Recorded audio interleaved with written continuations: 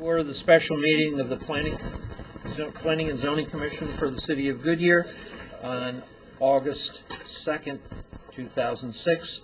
Ask that you join me in the Pledge of Allegiance.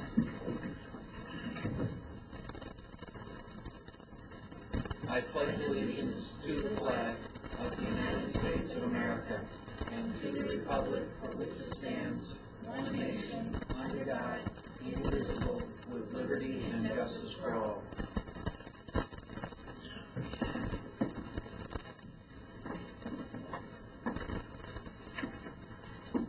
Let the record show that Mr. Gelser and Mr. Bay are absent this evening. Okay. First item on our agenda is the minutes, approval of the minutes of the regular meeting of the Planning and Zoning Commission held on July 19, 2006. Entertain any changes or corrections.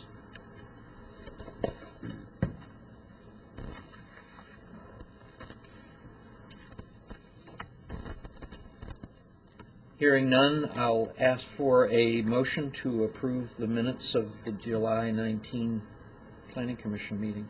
So moved, Mr. Chair, to approve the minutes of July 19, 2006 P&Z meeting. I have a motion to approve the minutes. Do I have a second? I'll second. Second from Ms. Loretano. Any further discussion? All those in favor say aye. Aye. Aye. Opposed? The ayes have it.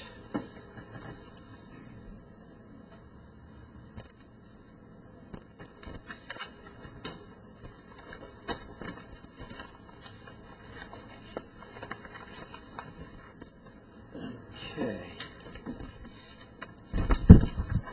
If you wish to make comments on any of the agenda items this evening, we'd ask you to fill out a card identifying yourself and the item for the record and your name and address.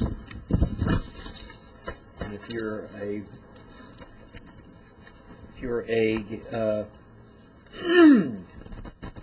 guest, we ask that you sign in when you came into the meeting. Okay. Is there any ex parte communications that anyone would like to disclose? Items tonight. Okay. All right. Under old business, City Center Specific Area Master Plan, final review draft dated June 28, 2006. This is a public hearing, a continuation of a public hearing to consider adoption of the final review draft of the City Center Specific Area Master Plan dated June 28, 2006, with the amendments as proposed on the comment response matrix dated July 28th, and I believe we have some additional comments in the matrix dated August 1st.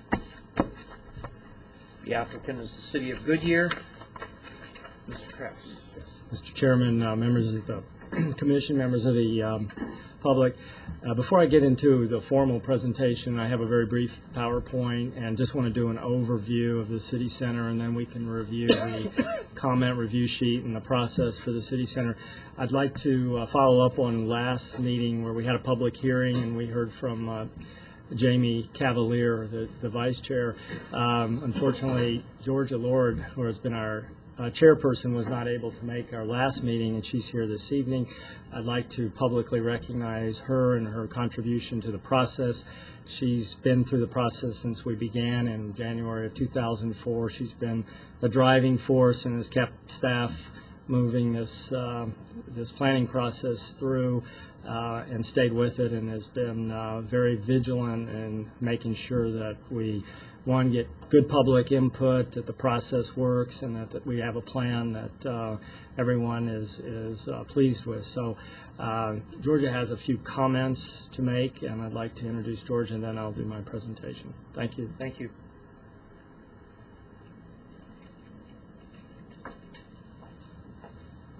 Good evening. Good Well, evening. it's finally here, and I'm excited. I can't believe it's been since February 2004 when the mayor called me in his office and asked me if I'd take this position as the chair. Had I known it would be 2 birthdays later, I'm not sure I would have taken it, but anyway, we began our first meeting in March 20th, long before HDR came on board. I didn't have the opportunity last week to thank my committee. They were dedicated. Really, I think we achieved everything that we wanted to achieve to build a city that the Goodyear citizens want to have. I do want to give some credit, though, where credit is usually not given, and that's to the past councils and commissioners, because this all began back in 1988, and now look where we are. So there's been lots of past mayors, there's been lots of past council people that have supported the vision of having a city center, and along with our city manager, Stephen Cleveland, he's been there from the very beginning. And we had always flashed on the screen when you went into our committee, a little saying that was by Williams, Jennings Bryan, and we kind of added Goodyear's name to it. But it stated, Goodyear's destiny is not a matter of chance, it is a matter of choice. It is not a thing to be waited for, but is a thing to be achieved. And I want to thank my committee, the staff, and the citizens of Goodyear for achieving this. Thank you. Thank you.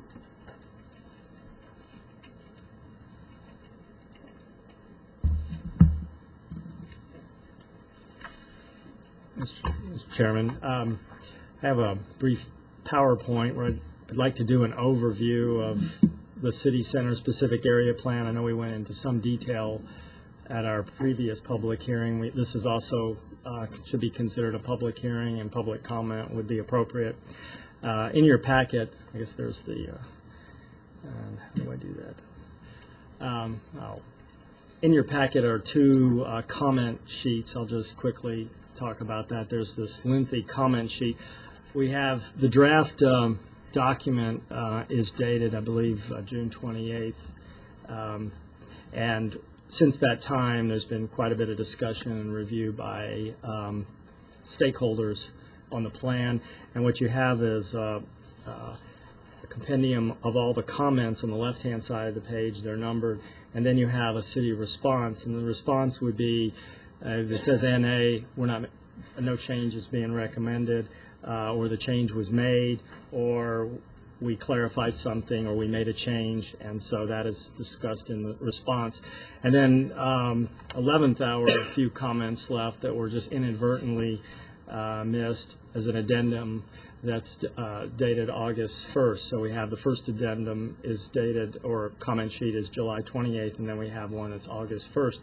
And that has some additional changes that were just inadvertently missed. So that's what you have in your packet, plus the actual document. So if I can figure out how to use the PowerPoint, it's the arrows, isn't it? Page down, that's what I'm doing. There it is. I went too much, didn't I? Planning process. First of all, just kind of give you an overview of what we did, the major components of the planning process. First was a data collection. And before I do that, I'd like to recognize Leslie Dornfeld. Most of you know Michael LaBianca. And those 2 individuals behind me are sort of they did the work, and they should get a lot of the credit. They've been behind the scenes doing a lot of the data collection, the idea generation, the alternatives, and actually prepared the plan. And also, I think when we started this, Karen Keith worked on the plan, and then Joe Schmitz was very instrumental in getting the project going too. So I'd like to also publicly thank them and recognize them for their contribution to the process. So the data collection was, we had a benchmark survey. What HDR did was looked at some other city centers throughout the United States, in Texas and California. We showed that to the TAC, the Technical Advisory Committee, and got some feedback as to what they liked and what they didn't like in those other city centers. There was a real detailed economic analysis that was prepared by a sub-consultant of HDR, and gave us the basis for how much retail and how much office that the city center could support. I don't know if you remember, in October we had this charrette, this fairly significant charrette where we advertised it extensively in the community. At Desert Edge High School in the cafeteria, we broke out into groups and that was where we did a lot of placemaking. In other words, they did butcher paper and they decided on what they wanted the city center to look like. And then we went into a visual preference survey within that charrette where they told us what they liked and what they didn't like to see in the city center, with water being important and some other elements. And you see those reflected in the final document. And then we really did a lot of public outreach and extensive public outreach, and we actually put a flyer on everybody's door in the city of Goodyear and to get the word out on this public open house we had, and had over 100 people at this public open house on the city center.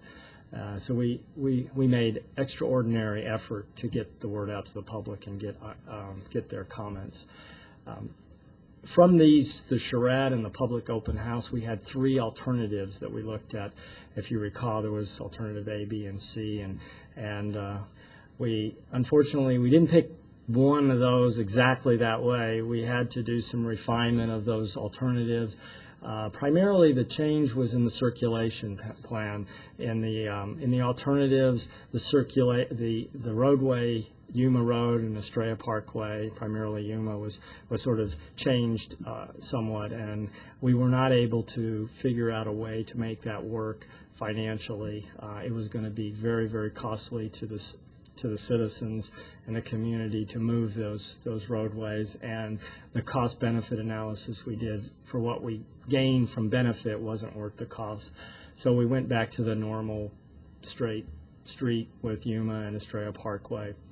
The open space and urban forum were looked at, and we modified that somewhat. And then over the last several months, Leslie and her staff have been drafting a specific plan document, and that's what you basically got. You had the map before that. Now you have the document that implements the vision of the city center and the guidelines, the design guidelines, I guess basically where the rubber meets the road. And that's been a long and tedious task, developing that specific area plan. Internal staff reviews, Joe and I reviewed that extensively, made lots of comments. We've been back and forth with HDR, and then we went out to the stakeholders, the other 2 property owners, the major property owner being Sun MP, as well as the Wood family, who has 20 acres within the southeast quadrant, and got extensive comments, primarily from Sun MP because they're the largest stakeholder in the group. And then we had extensive meetings with them and reviewed those comments. And here's a listing, a compendium of all the meetings and that we've had with the various stakeholders within the city center plan, starting back in June of 2004 with the TAC, and how many TAC meetings we had. So we had numerous technical advisory committee meetings with the stakeholders in regards to the plan. So here we are. We had on the August 2nd Planning Commission meeting where we're recommending adoption of the plan with some modifications. Just an overview, we've got 4 quadrants. So the plan refers to them as districts, and we'll start off at the Northwest District, which is the city's district, at the one that is the government district, basically civic, retail, office, restaurants, community, open space, or primary predominant land uses within that district. You move over to the northeast quadrant, hotel, retail, and office, basically more of the entertainment in the northeast quadrant. And then in the southeast quadrant is business park, office, because of its relationship with the airport. And then in the southwest district is residential and retail because of Estrella Vista and the residential aspects to the southwest. I guess in terms of, there is a Main Street loop that's within the Goodyear Boulevard loop, the smaller street, and within that area is where most of the, I guess, regulatory aspects of the plan are. And all of the quadrants are connected by an open space, a royal, that goes, that green area, that dashed line that goes through all of the districts. Let me go over, and there's the actual land use plan. And you can see some of the predominant land uses within each district and as well as the plan. It's hard to see at that scale, but we've seen this before. I think this is kind of tells quite a story in terms of what we anticipate in the city center plan. Is the city cultural complex, about 350,000 square feet. Entertainment complex, we're looking at about 150,000 square feet. At phase one of the city center, basically is about 125,000 square feet. The master, basically the total square footage within the plan, we're looking at about over 1.7 million square feet of either retail or government uses. The key elements in the plan, as I indicated, the core of the plan, or the city center, where most of the regulatory aspects of the plan are, is basically on both sides of the Main Street loop. That's the core of the plan. The building height within that core is no greater than 150 feet, which we talked about previously, which is driven by the FAA restrictions on the airport. Predominant complementary land uses, vertical land use mix is dictated within that core. The streetscape, facade, shade, parking, landscape, entry orientation, open space are all addressed within that core. One other aspect that's in both either outside the Main Street Loop as well as inside the Main Street Loop, I think that you need to be aware of and has given a little raised eyebrows with the stakeholders, the two stakeholders, is there are no drive-throughs. We are trying to create a pedestrian environment both inside the loop and outside the loop. So basically within Goodyear Boulevard area, we would not have any bank drive-throughs, any fast food drive-throughs, so any drive-throughs for Starbucks. So that is, I know that brings a lot of heartburn to some people, but there are lots of drive-throughs that are north of the city center already, between the freeway, I-10, and down to the edge of this city center. We already have either approved or we have plans to put in about 13 drive-throughs of various types, either Starbucks or banks or fast food restaurants. So we feel that outside this loop is where the drive-throughs need to be. Outside the Main Street Loop, the building height is limited to 78 feet, except for the southwest quadrant, which is closest to Estrella Vista. I believe we've limited it to 56 feet in height, so 48 feet. So we've lowered it in the southwest quadrant because we want to be sensitive to the existing single-family residents in the southwest district. So that's 48 feet, 78 feet height limitation on the others. What 78 feet will bring you is probably about 7 or 8 stories, possibly, building.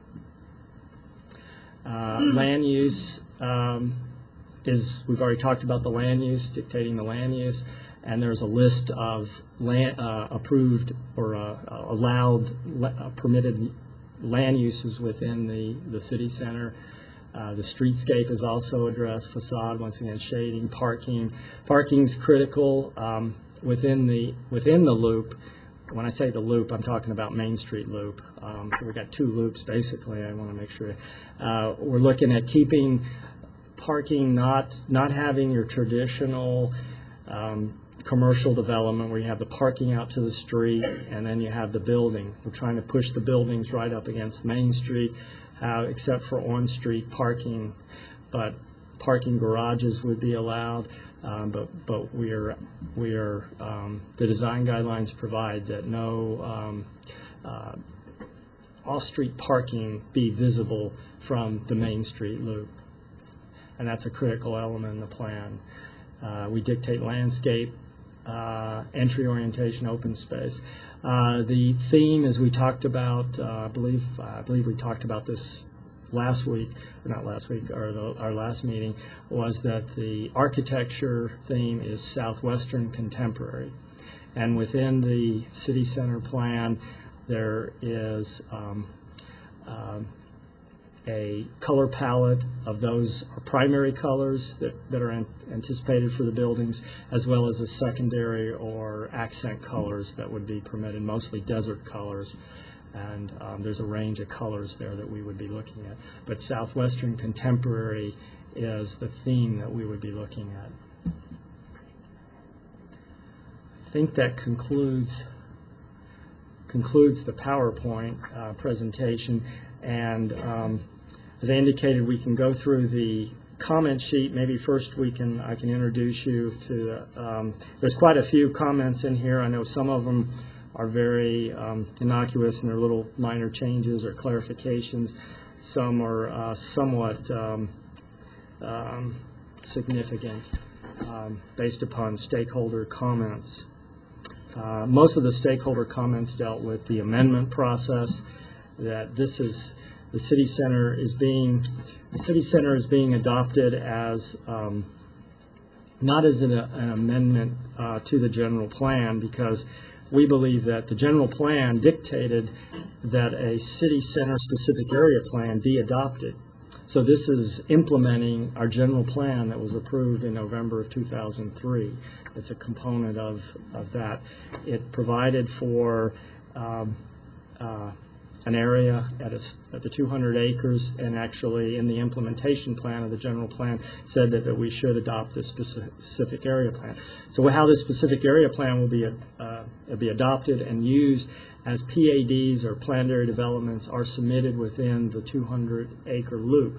So once this document is approved, this would be the document that would guide staff, commission, and council in how we approve a planned area development within the city center area. The process for amending the specific area plan is outlined in the plan, and because it's a city center area plan, the staff or the council commission can dictate whatever amendment process we want. And we are proposing that major amendments to this plan be major amendments to our general plan. So we're treating substantial changes to the plan, and they're outlined in one of your, I believe in your last addendum, what a substantial change is and what the conditions are for changing the plan. And then we have minor amendments to the specific area plan, and they're outlined on the second page, Addendum A, Attachment A, in the revised amendment process. This is an area that was caused some consternation by some of the stakeholders. What we're trying to do is we need to be responsive to the market. We want to be responsive to the marketplace, and as the marketplace changes, we need to be flexible enough to have an amendment process that works for not only for the two stakeholders, but also for the city, because the city has a stakeholder, obviously as a stakeholder in this too. And if we obtain a user that we really want, that would complement our city center plan, we need to provide for that use as easily as possible. But on the other hand, we don't want to make it so easy to change the specific area plan that changes are would be an everyday occurrence. We want changes to be the anomaly rather than just a routine.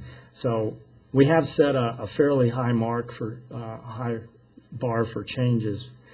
I think the other thing that I'd like to talk about, let me see, there's one other thing.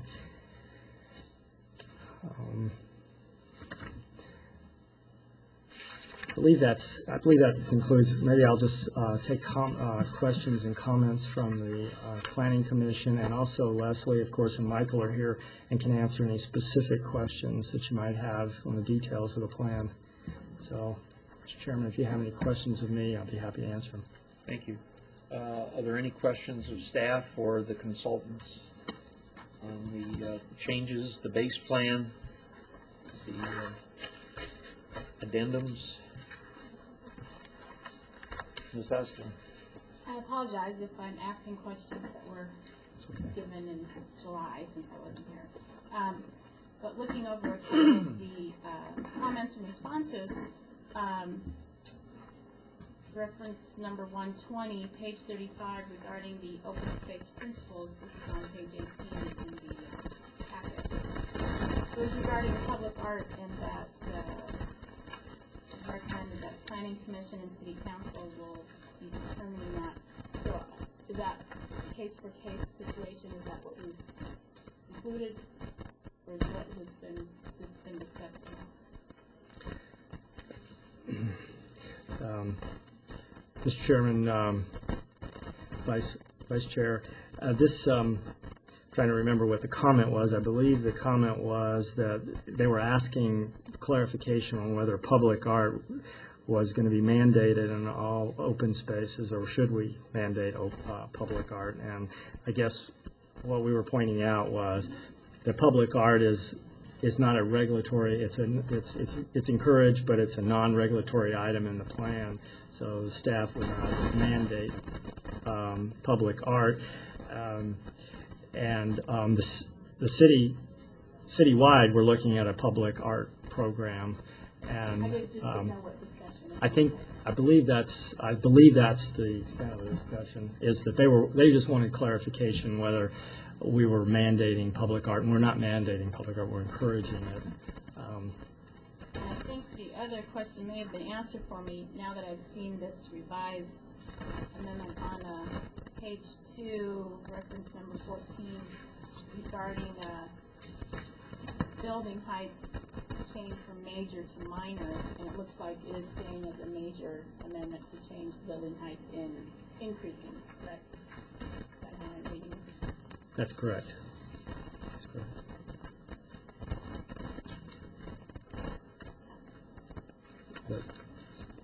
Any other questions for staff? Thank you.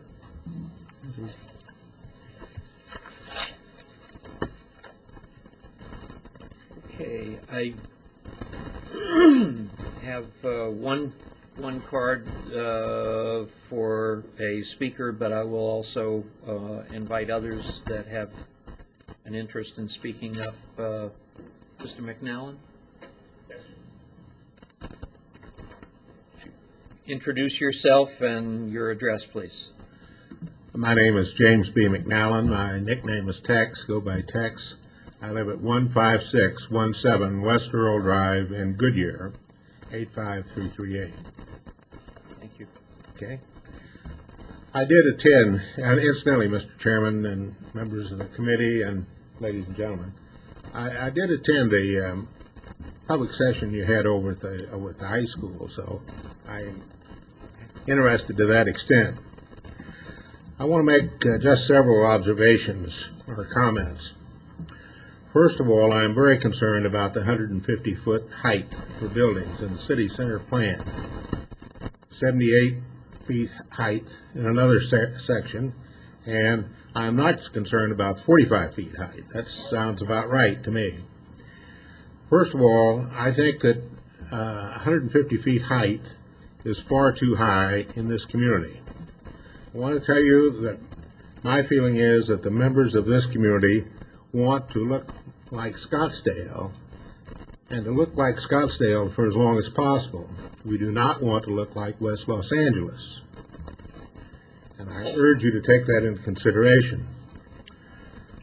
I didn't get the exact heights of other buildings in the area, but I did go by and make an estimate. The Wingate End, as far as I can tell, is about 45 to 50 feet high. The Hampton Inn is about 50 to 60 feet high, and the West Valley Hospital is about 65 to 70 feet high.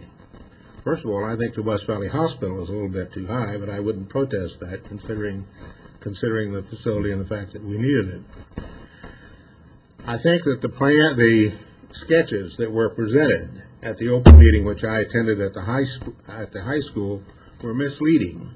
They showed low-lying buildings around this square, which I thought were very attractive. It appeared to me that they were no more than about 4 stories tall. This is going to stick out like a skyscraper, 150 feet tall.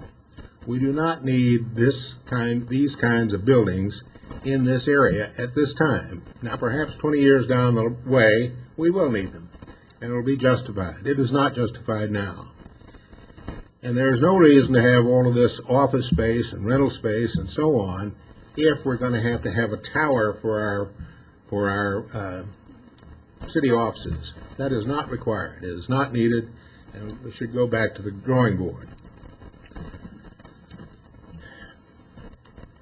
I also feel that this is, I don't know what to call it, a stealth plan or just kind of inattention by the board.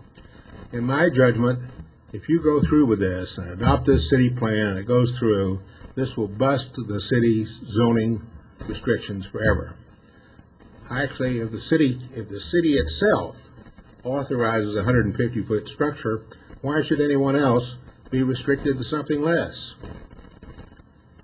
I can't think of a single reason. If I were serving on your board and someone happened and said, we want to prepare a series of buildings, apartment buildings, 150 feet tall on the next area, why not? Why not? And what would you use to justify turning them down?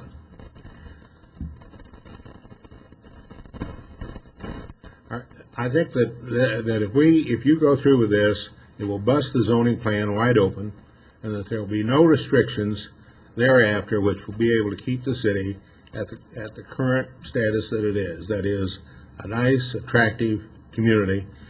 And it hasn't hurt Scottsdale to keep their buildings relatively low for a long time. And sure, they're changing now because of pressures, and maybe we'll have to change at some point because of pressures, but we do not need to do that now. Now, one other thing I want to mention, which is perhaps a little bit off the subject, is that I did attend the public session, as you say, and I recommended that there be a senior center in Goodyear, in the Goodyear city, in the city of Goodyear. I have heard nothing about a senior center, and I think it should be part of the city plan right in that area where people can come down. And I know that some people kind of look down on senior centers because they think it's a way for people my age to go down and get a free meal or a subsidized meal. That is not the purpose of a senior center. My folks went to a senior center for a number of years, and I was kind of surprised at that, and I accompanied them, and I found that the purpose of a senior center is so you can meet your friends. You don't have to make a date. You know that you can go down there 2 or 3 times a week, and you can see people whom you know and you want to see again, and you want to visit a while, and not just lose contact with. The other possibility is to make new friends, and I think that is missing in this plan, unless I have misread it or misunderstand it. Well, just to respond to that briefly, we have not programmed any of the space for any specific use within the city quadrant or any other space in terms of specific uses. We have some general terms about what we'd like to see in terms of civic uses. We're going to take the next step after this plan is adopted as to what will go in. Will there be a museum? Will there be an art gallery? Or are they going to have senior center? Is there going to be a police substation? All of these things have not been determined because this is the first step where we look at the global needs, and then we'll start looking at the specific needs and what people would like to see there. Okay, fine. Thank you very much. I'm glad to hear that.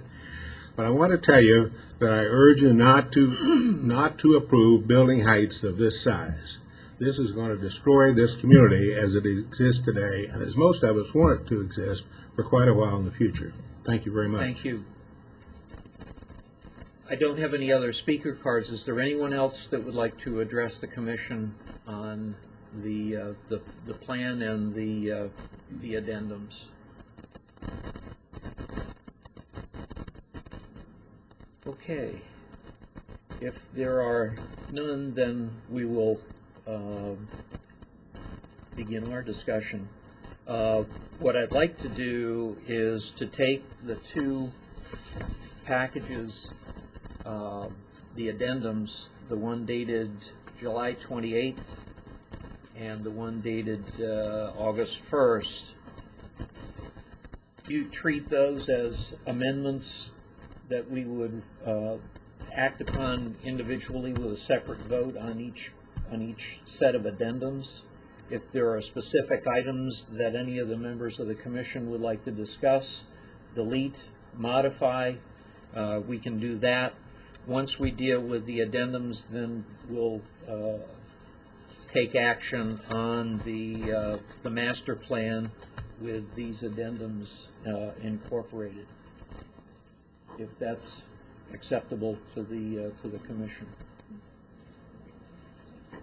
Okay. So the first item is the addendum dated August 1, 2006, which includes items 130 through 133. Is there anyone that would like to, and Amendment A, which is the Attachment A as amended, which is the revised amendment process.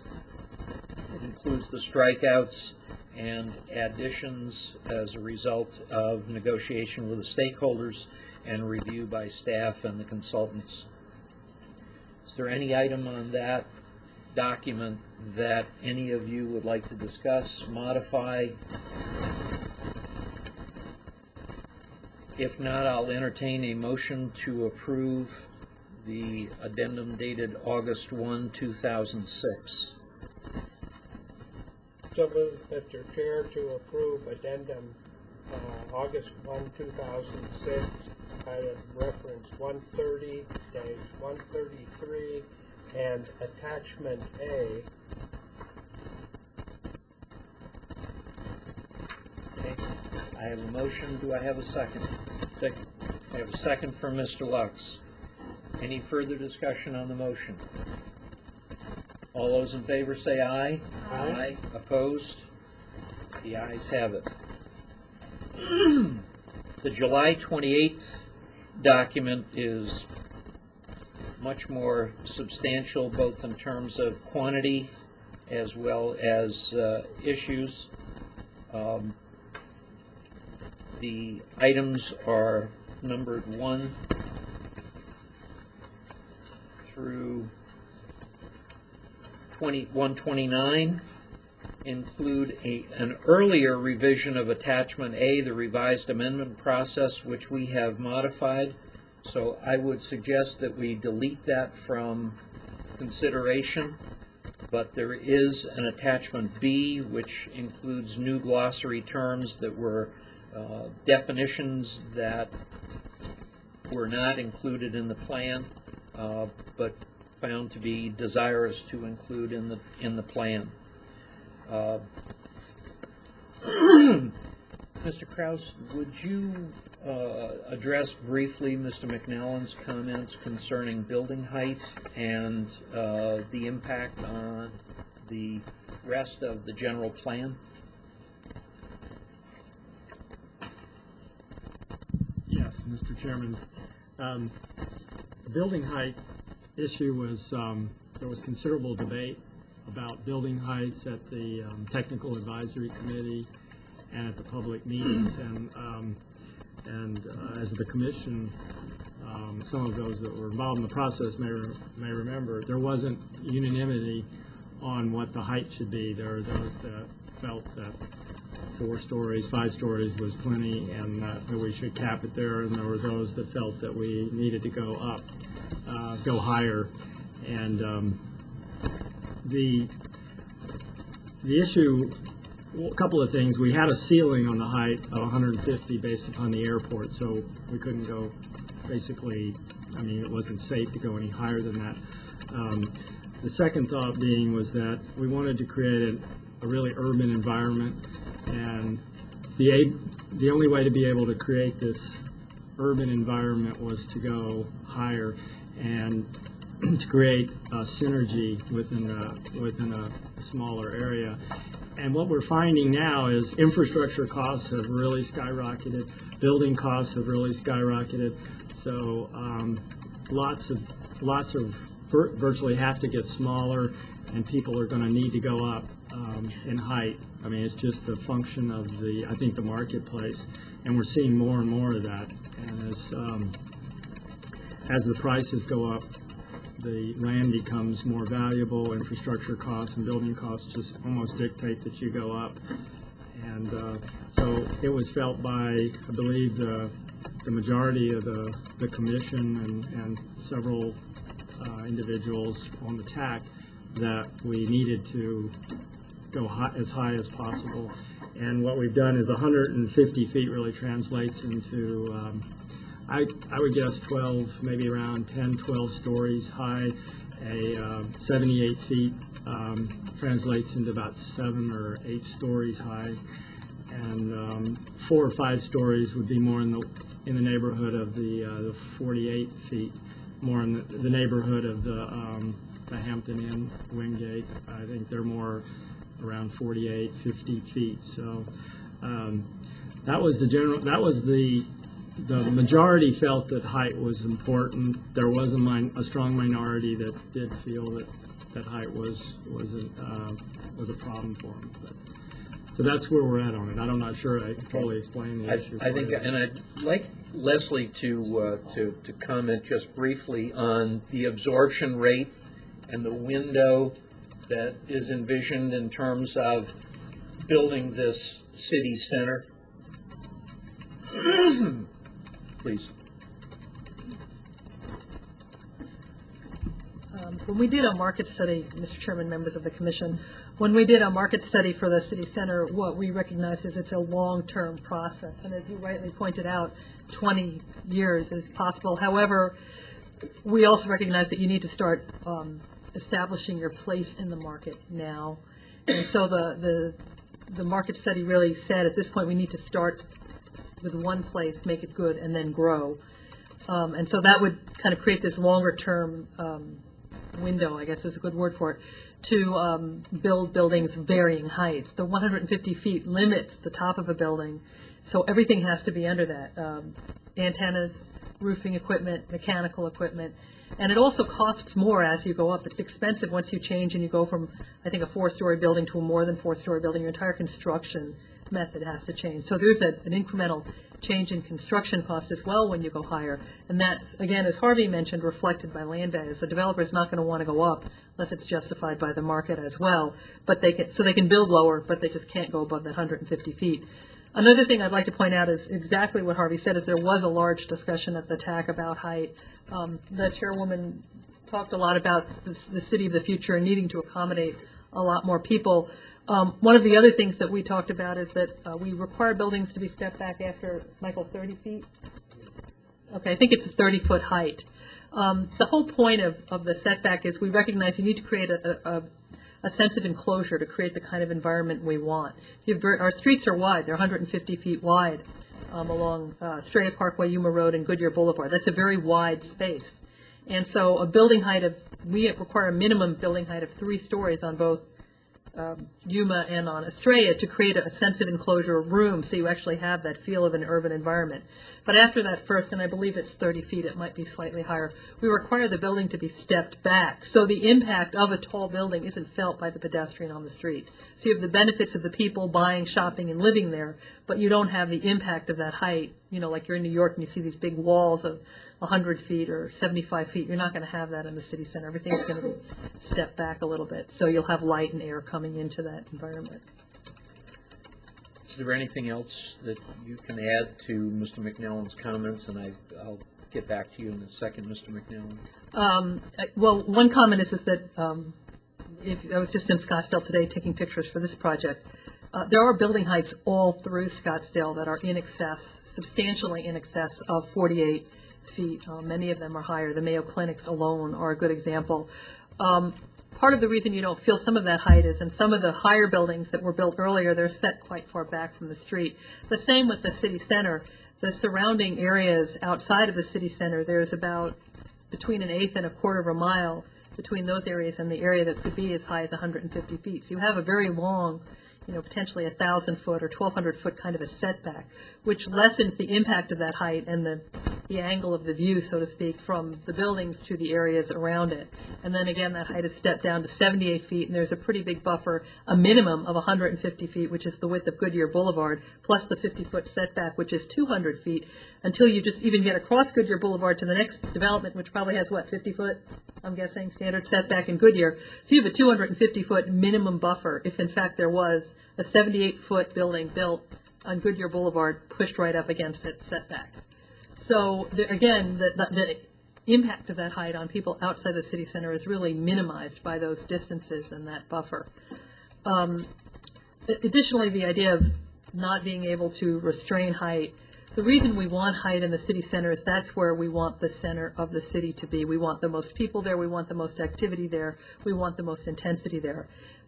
Jurisdictions throughout the valley and the country typically use these kinds of concepts to create an area that has that level of activity and intensity, and routinely say, this is where we want it to occur. In fact, we don't want it to occur outside these other areas because we dilute the intensity of the center we're trying to create. So it's not, it wouldn't be unreasonable in the future for someone to come in with a request for a very tall building outside of the city center, and for the city to say, no, that's not where height is appropriate. This is a lower density area. This is where the lower heights are intended. If you want to build a tall building, go to our city center. That's the kind of place that we're trying to create there, and that's a good location for you there. Could you clarify what the height limitations are for the civic quadrant outside the Main Street loop? Sure. Outside the Main Street loop, the civic area would also be 78 feet, but I might add that area specifically is buffered by a 100-acre park to the north and the Desert Edge High School to the west. So it's, again, pretty substantially buffered. On the northeast corner, you've got a what they're calling a mixed-use 4-story, I believe it is, apartment commercial complex ringing the city center area. To the southeast, it's all business park. There's no residential impact there at all. And then to the southwest, we've brought heights down to 48 feet, again, across 150 feet, plus that setback between, for that subdivision, probably 75 feet, plus, the buildings on the frontage. So there really is a tremendous amount of distance between any kind of height impact and the surrounding area. Any other questions for Ms. Dornfeld? Sure. Thank you. Mr. McNally? Yes. Thank you.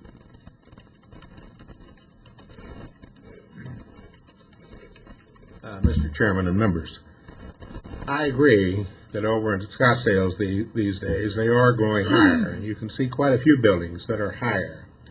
But if you will recognize that that has taken approximately, if I understand anything about the history of this area, approximately 50 years to get to where they are building these high buildings, and they're trying to keep them down.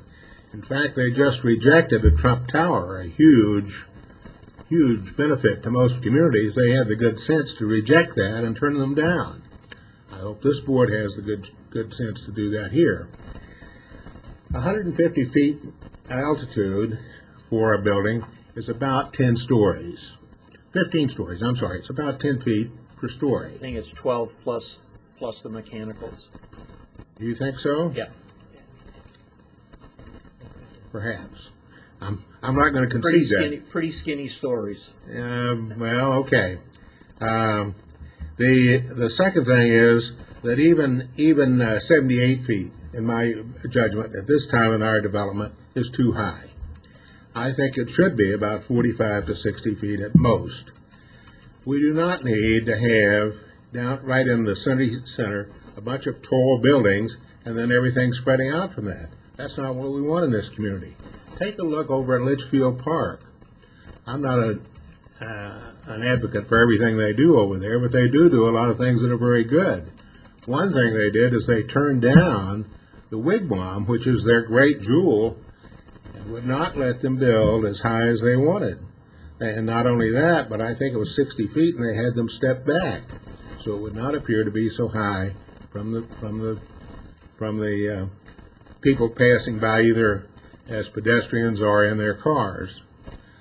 Now, let's take the other thing. First of all, I think that Mayor Kavanaugh is the one that announced at one point that we ought to have buildings 150 feet high. I happen to be an admirer of Mayor Kavanaugh much of the time, but not always. We don't need buildings 150 feet high in this community. That will stick up like a top turtle. I think we understand that you have opposition to building height. Is there another issue? The other that thing, you'd like to yes, the address? other point I wanted to make is, the young lady mentioned that there was a possibility of tall buildings in the future. Perhaps we will get an opportunity for a really high-class tall building in the future, a good hotel of some kind, or something of that magnitude, something of that nature. If so, they can come before this committee and they can ask for a specific zoning adjustment, and you can rezone that area to accommodate that high building in the future. I don't think that's imminent, and I urge you to vote against this. Thank you. Is there anyone else that would like to comment? Ms. Osborne. Mr. McNally, especially for you. I'm sorry. I will let you know that personally, my family's been here since 1870. Great. And height has been a huge issue of mine from day one. And as most of this commission knows, I generally don't go with any of it. And 150 feet scared me to death. But in my mind, I compensated for the fact of what this city needs. And as far as I'm concerned, nothing will ever pass me except for in that city center that could be 150 feet. And I believe that that's wrong, but I'm compensating because my personal opinion is that I won't allow it anywhere else. Now, I don't know that I can change that through the city's eyes, but I want you to know that I struggle with this. Ms. Charette also told us that nobody else wanted a lot of height. I agree with you there. I was at that. And I can also tell you, though, with the city of Scottsdale, I'm 40 years old. It has taken 20 years, and that is when this height has come to Scottsdale. So in 20 years, I'm sure we will see more height. But it takes 20 years, not 50. But don't zone for the height now, because it will come. In fact, it's going to come in your own city center. Any other questions or comments? Ms. Loretano. Yes, I just wanted to also address the height issue. I was part of the city center committee, and that was originally one of the issues that we originally did plan for a more spread out area. And then as time went on, it was a 2-year process. Goodyear just boomed. We're booming, and we've seen the projections from the Department of Transportation came out here a couple weeks ago. The West Valley is growing. We're going to have to compete with Glendale, their stadium, their convention space, their hotels. Avondale's booming. City of Phoenix is putting up a new convention center. Phoenix, the metro area, and all the suburbs are just absolutely booming. I moved out to Goodyear over 10 years ago, and I lived in Estrella Vista at that time, and people laughed at me because I lived way out here. You know, why are you living in Goodyear? That's way out there. So I do understand. I think we're looking at 150 as a maximum, and I don't think anyone's looking to say we're just going to put up a 150-foot building right way first thing. But what I would say is a lot of those are going to be city offices, and we do have to plan out for 20 years and look at the city's budget in that way, because it's a lot less expensive to build it right once than to build something too little and try to tear it down and rebuild it.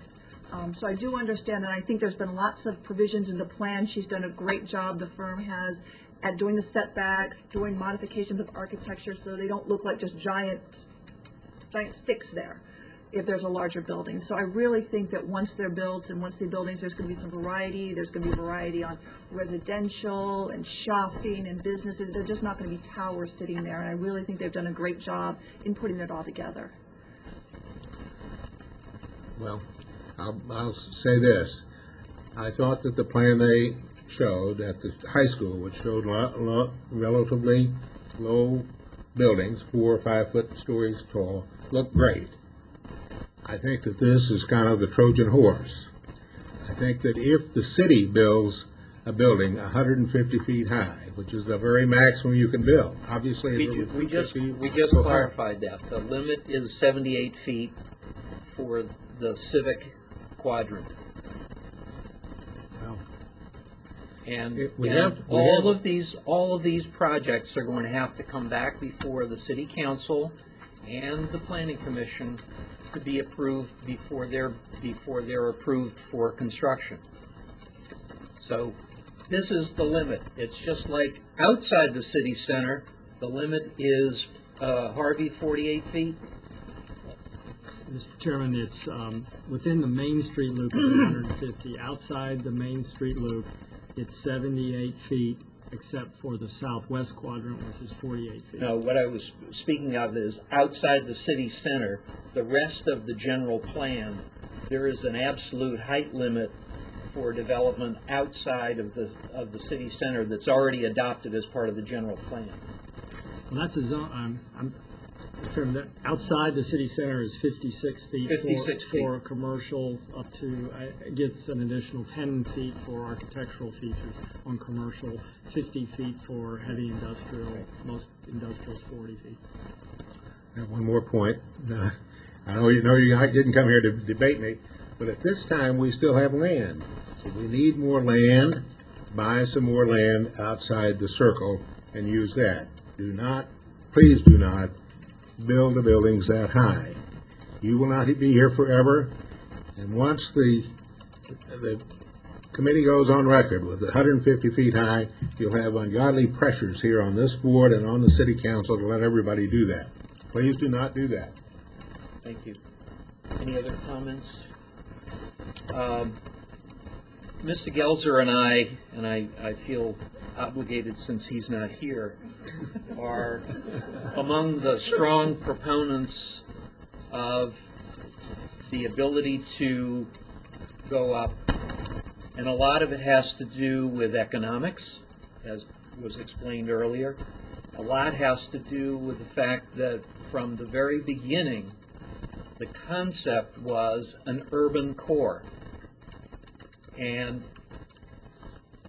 I know most folks aren't land use planners and may not understand what urban core means.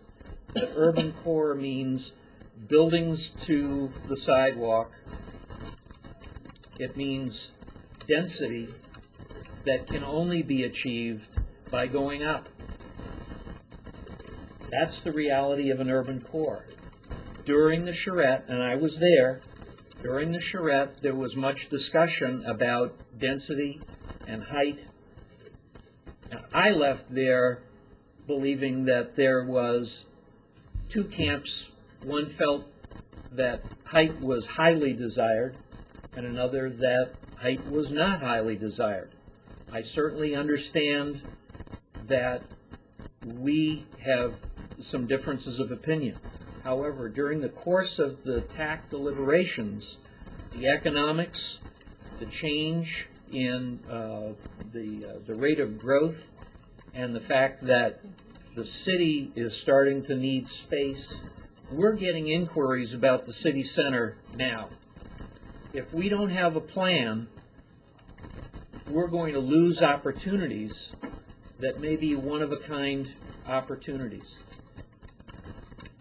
The city's budget considerations in the last cycle, as well as the year before, expressed real concern about leased space and the fact that it was highly desirable as quickly as possible to develop city-owned space so that we don't have lease expense.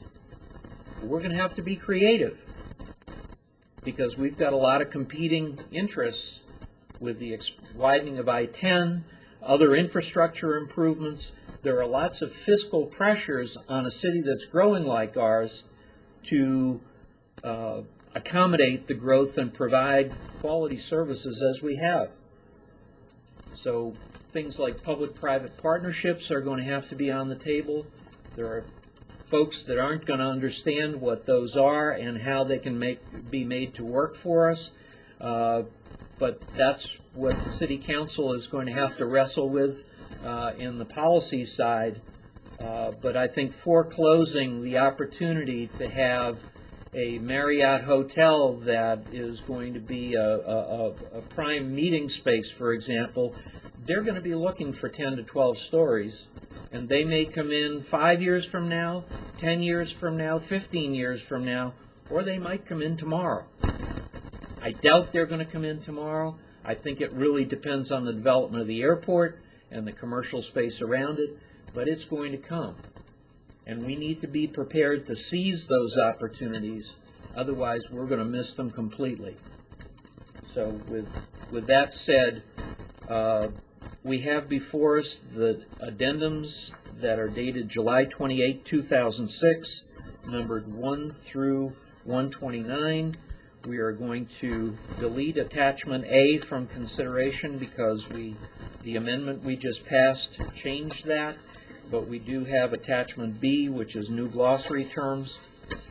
Is there any item on this set of addendums that any member of the commission wants to modify or delete? I have a question on one. Okay? And Mr. Kraus, the question goes to you. On number 129, which is the reference to the Wood Corporate Campus from the City Center Specific Plan, Mr. Tupper at the last hearing mentioned that there was something, and then I noticed on your agenda that you had a meeting that had Wood Corporation, and what was the result of that meeting? Mr. Chairman, the last few pages of the comment sheet are those that we received from Representative for most properties, and these are responses to those that went through most of the major issues, most of them being land use, which are permitted use, not permitted use, 20 acres that wood farm. I think that was the main issue, and then number 29 deals with the stadium issue. If you recall, there's a general policy being recommended to be incorporated into the city center document, is that if a stadium is actually within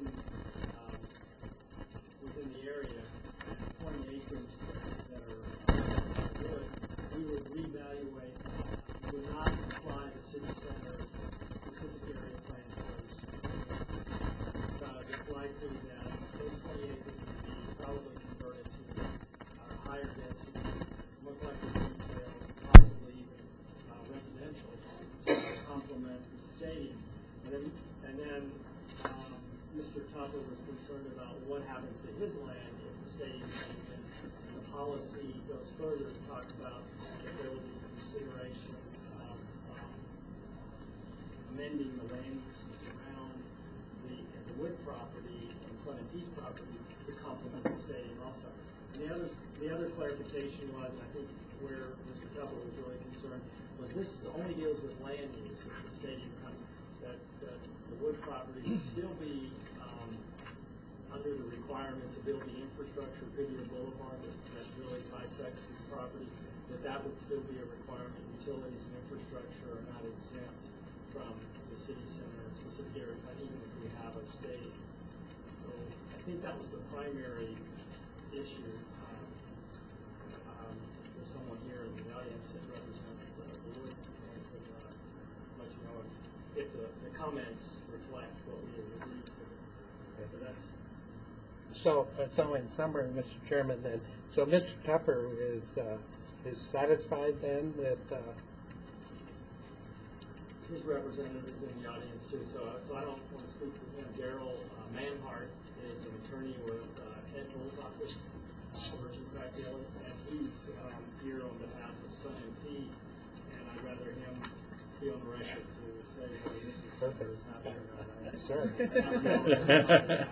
I'll let the chairman take over. You heard my question. Yes, good evening, Chairman and Commissioners. I'm Darrell Manhart with Bertrand Cracchiolo, 702 East Osborne Road, Phoenix. I'm here on behalf of Sun MP. Mr. Tupper could not be here tonight. And Mr. Kraus is correct. That was discussed by Mr. Tupper with the staff, and Sun MP is happy with the explanation received from Mr. Kraus, and understands what's going to be done and accepts that and wants to continue working with staff on this.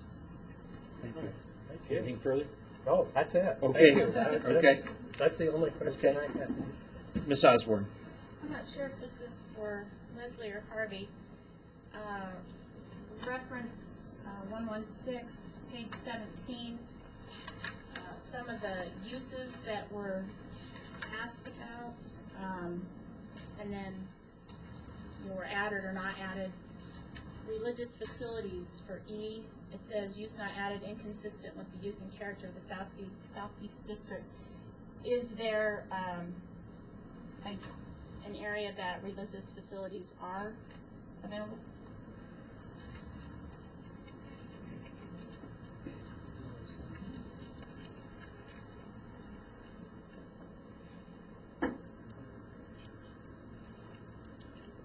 Mr. Chairman, Commissioner Osborne, I'm sorry, you were asking, is there a place within the city center where religious facilities Since are? it's not in Southeast District, since it's saying that. Right. Right. Let me just pull out our use matrix here.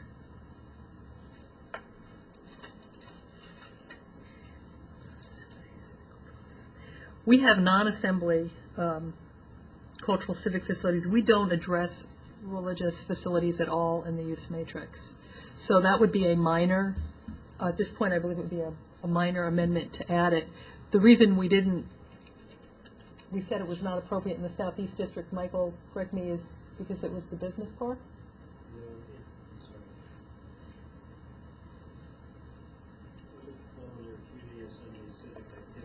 So it's all three districts except the Southeast District. So they're just clarifying. Thank you. Any other items? Are there any items that anyone would like to remove?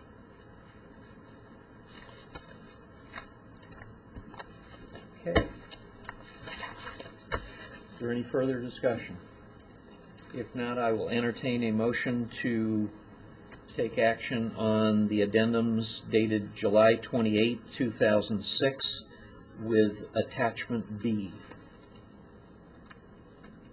So moved, Mr. Chair, to approve items 1 through 129 and attachment B dated July 28, 2006.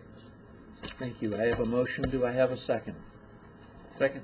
I have a second from Mr. Lux. Any further discussion on the motion?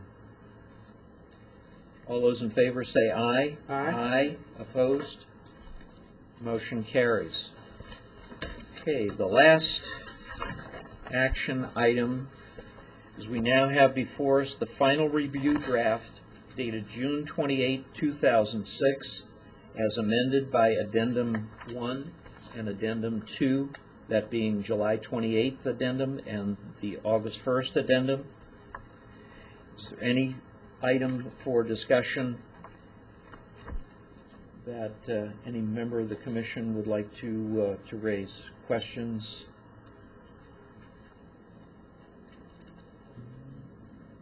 If not, I will entertain a motion to approve the amended final review draft for the Goodyear City Center Specific Area Master Plan. Mr. Chairman, I move that we approve the City Center Specific Area Master Plan Final Review Draft dated June 28, 2006, as amended. Thank you. I have a motion. Do I have a second? I'll second. I have a second from Ms. Loretano. Any further discussion on the motion? All those in favor say aye. Aye. Aye. Opposed? Motion carries. And the plan is recommended for approval to the City Council.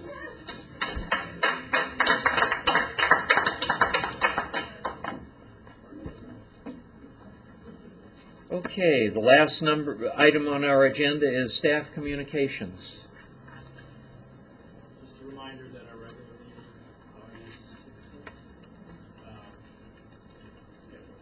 meeting Okay, I will be absent.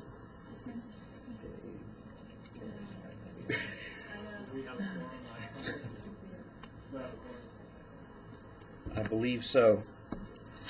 Okay, if there's no further items of business, I will entertain a motion to adjourn. How long, Mr. Chair? All those in favor say aye. Aye.